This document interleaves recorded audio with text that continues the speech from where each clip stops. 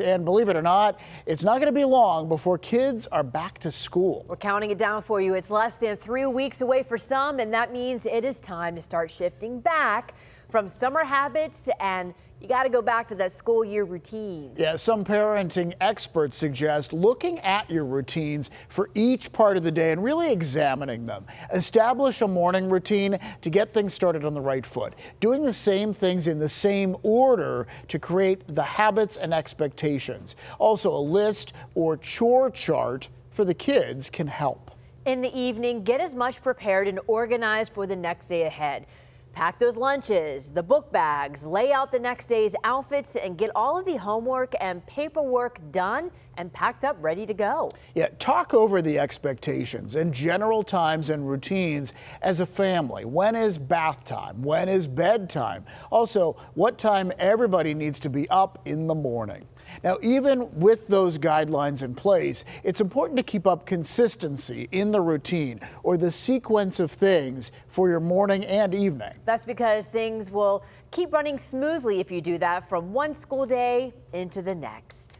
All right, back to school season is a bit different when your child isn't heading back to school, just back to school, but heading off to college. So that change of routine can leave parents with a whole pile of emotions. New this morning, John Shumway is here to explain how to handle those emotions and your college students as well. Yeah, been there, done that. It can be bittersweet, right? Yeah, you're having feelings of sadness, but excitement and anxiety all about the same time.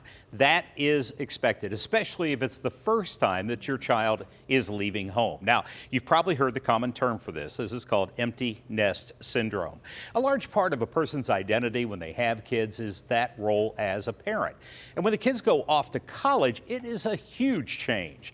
Doctors say it's first important to acknowledge those feelings and realize what you're going through is absolutely normal. And remember, you're a parent at the end of the day. The role doesn't go away just because your kids have moved out, and that's true for no matter how old they get. It can also help to have open communications with your child. Let them know that you're having a hard time with them leaving, but don't go overboard because you don't want them to feel like they have to then manage your emotions. This is a big step for the soon-to-be college student. They're likely dealing with their own anxiety and stress and fear. And the last thing they need is to also feel as though I'm carrying the weight of my parents' sadness for me leaving. So I think it's really about finding a balance between open communication, but then also the parent processing their own feelings separate from their child. Now, Dr. Borland says you should actually look at the positives of your child going away to college. For example, you now have a chance to maybe pick up an old hobby or start a new one, spend a little more time with friends, or reconnect with your partner. Which is important. It's Absolutely. important to take that time when you do have that time.